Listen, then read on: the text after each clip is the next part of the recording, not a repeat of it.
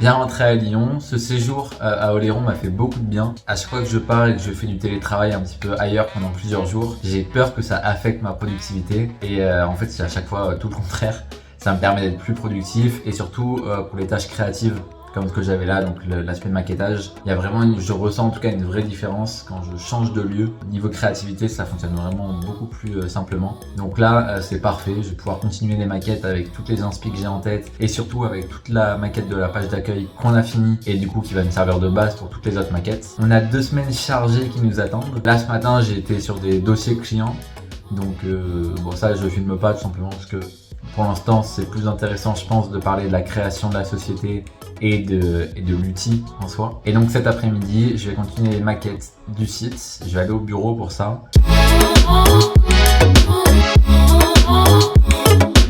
Ok, donc là on est le 10 mai, mercredi donc. Hier j'ai pu bien avancer sur la partie maquettage de notre offre. Alors j'ai pas terminé, mais bon, j'ai été coupé par pas mal de petites missions à faire pour des clients. On a revu quelques landing pages pour 2 clients en fait. Et justement là je vais les continuer aujourd'hui pour qu'elles performent plus. Donc c'était déjà des landing pages qui performaient. Et là du coup on les améliore encore pour augmenter encore le taux de conversion. On a trouvé avec Hotjar. C'est un outil qui enregistre ce que font les utilisateurs sur nos landing pages et du coup ça nous permet tout simplement de voir ce qu'ils font et du coup de voir où est-ce qu'ils se trompent pour nous. C'est-à-dire que si on veut qu'ils aillent à un endroit précis de la page, si on voit qu'ils y vont pas à cause d'une autre raison, on va changer ça. Donc par exemple, on va peut-être rajouter du contenu. Si on sent qu'ils cherchent une information mais qu'ils la trouvent pas, on va changer un bouton de place si ils trouvent pas le bouton ou si leur œil n'est pas attiré directement par lui, si on voit bien que la souris cherche avant d'aller cliquer sur le bouton par exemple. Et c'est plein de petites modifications qui peuvent être faites. J'en parlerai peut-être un peu mieux dans une autre vidéo de l'aspect Hotjar et comment on analyse les landing pages parce que honnêtement c'est intéressant. Et là du coup j'ai encore une petite modification à faire sur une landing page et ensuite je peux continuer à créer les maquettes, donc c'est vraiment cool. Alors, je vous fais une petite vidéo pour simplement vous dire que je suis bien arrivé. J'avais fait un premier rush, mais qui était pas du tout stable, donc j'en ai profité un petit peu pour me poser. Là, ça fait une semaine que je suis bien arrivé donc à Font-Romeu, donc dans les Pyrénées, dans lequel je vais effectuer donc un stage de 3 semaines pour une préparation sportive. Pour ceux qui sont pas au courant, je fais beaucoup de courses à pied, notamment du 800 mètres, 1500 mètres. Je vais rechercher donc une préparation sportive, donc en altitude, donc à 1800 mètres, du coup pendant 3 semaines. Après, donc je vais redescendre pour les petites préparations estivales. Dans la prochaine vidéo, je vous montrerai l'installation que j'ai, donc un petit peu drastique, puisque j'ai pris quand même un écran pour être certain d'être quand même efficace, mais c'est tout. Donc au final, là, un peu la leçon de morale qu'on peut en tirer, c'est que pour le métier qu'on exerce, donc le marketing digital, c'est qu'on n'a pas besoin de grand chose, juste d'une connexion internet et d'un ordinateur.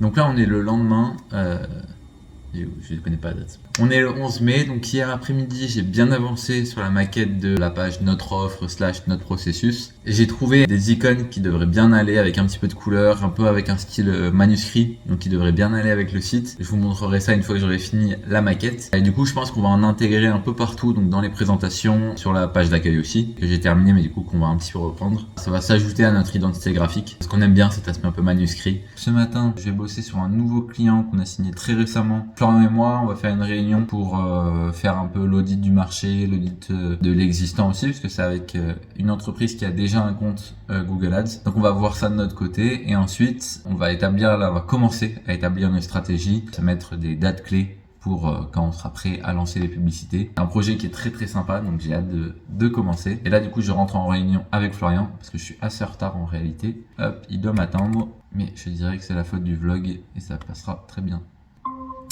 Hello. C'est pas ma faute, je suis en retard à cause du vlog. Là, du coup, juste pour faire une mise en contexte. Donc, l'idée, là, c'est de refaire. En fait, on a déjà fait un audit de ce compte avant qu'on signe au client. Donc, on sait déjà plus ou moins ce qu'il faut faire.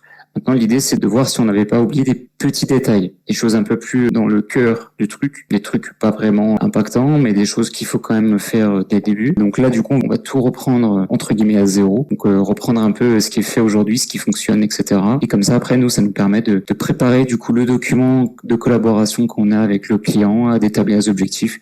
Et comme ça, on part sur de bonnes bases et ça nous fait une bonne ligne directrice. Voilà. Ouais, juste pour du coup la mise en contexte, encore plus mise en contexte, c'est un client qui avant travaillait déjà avec une agence Google Ads, très grosse agence. Et du coup, en faisant l'audit, on s'est rendu compte qu'il y avait vraiment beaucoup de choses qui allaient pas. En tout cas, qui pouvaient être largement optimisées. Donc là, le job, ça va être surtout de changer les choses qui ont déjà été faites avant d'en faire des nouvelles. Donc, typiquement, là, la première mission, ça va être la restructuration de toutes les campagnes search. Et après, on ajoutera des campagnes, notamment pour YouTube et pour le remarketing. Mais voilà, dans un premier temps, c'est vraiment prendre l'existant et l'améliorer grandement. Et même pour aller encore plus loin dans la mise en contexte du contexte, on est sur un client qui est dans la sphère globale du développement personnel. Et on sait qu'il y a pas mal d'émotions dans ces sujets-là. Donc ça va être plus pour toi, Alexandre, sur le côté créa, etc. Et sur le côté, au final, plus opérationnel, j'ai envie de dire, on est sur un compte qui a beaucoup de data. C'est pour ça qu'on essaye aussi de reprendre à partir de zéro, entre guillemets, ou en tout cas de reprendre ce qui a fonctionné, puisqu'il y a énormément de data qui a été collectée. Donc on sait ce qui va fonctionner dès maintenant et ce qu'il faut un peu éviter. Donc c'est pour ça qu'on a un peu ce schéma de début pour ce compte.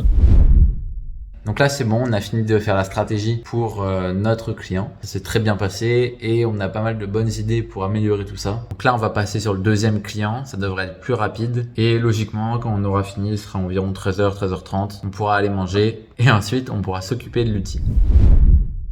Maintenant qu'on a tous les deux déjeuné, on va se poser avec Florian pour travailler sur la présentation de l'outil. Donc la présentation, c'est tout simplement un PowerPoint, un Google Slide plutôt, qu'on est en train de créer et dans laquelle on décrit l'agence. Dans l'entreprise, c'est plutôt Florian qui gère le commercial. Quand Florian a un rendez-vous client, il va pouvoir du coup avoir un support sur lequel s'appuyer pour présenter l'outil, notre processus, notre façon de fonctionner en interne avec les clients. Voilà. Donc on va présenter un peu tout ça. Ça va prendre un peu de temps, mais à la fin, on va avoir quelque chose qui va être vraiment agréable pour aussi bien pour nous lors de la présentation que pour le client qui va écouter, parce que c'est aussi l'objectif, c'est de pas avoir une présentation qui parle uniquement de nous, mais montrer qu'on est utile pour l'entreprise, utile, l'outil, toujours la même chose.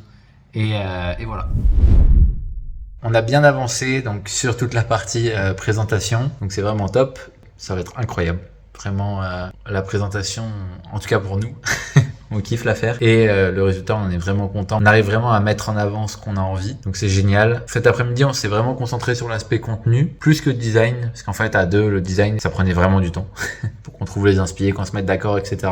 Donc là, l'aspect contenu, c'était vraiment bien et c'est honnêtement le plus important de réussir à faire des choses concises où on précise bien ce qu'on a envie. Surtout qu'avec l'identité qu'on a avec l'outil, on a envie d'avoir quelque chose de très simple et du coup d'éviter les gros paragraphes, etc. Et mine de rien, écrire peu, mais faire en sorte que ça soit bien compréhensible, c'est ce qu'il y a de plus compliqué. Voilà, là, c'était un exercice qui était assez long, mais qui honnêtement vaut le coup, parce que le résultat est vraiment bon, en tout cas, on espère.